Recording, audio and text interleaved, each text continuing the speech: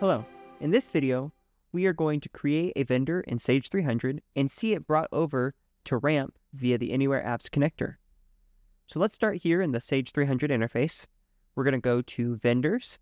From here, we're going to create a new vendor, starting with a vendor number, a vendor name. For this one, we're going to do Sage to Ramp Test vendor. And then we're going to pick a example group code. From here, we're going to make our short name S2RTV. And then we're going to need to put in an address.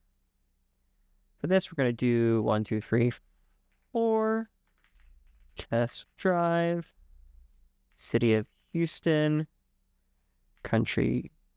State is Texas, and it's important when we fill out the state that we use the two-letter identification for the state. Then we'll finish up here with the postal code. After that, we're going to go into contact, and it's important to fill this out. We'll do Mr. Test 02 as our contact name, and then we need to be filling out this email.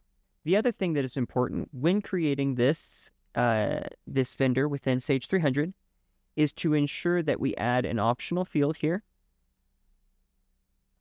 And that optional field will be ramp ID.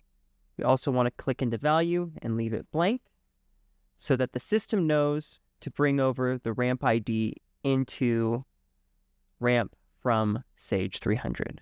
Now that we have our address, our contact, and we've added the optional field, we're going to click on Add and save. Then we're going to close the vendor. And from here, we'll go into Ramp. Here on the Ramp interface, we're going to go to the vendor section. And then we're going to search for the vendor that we just added.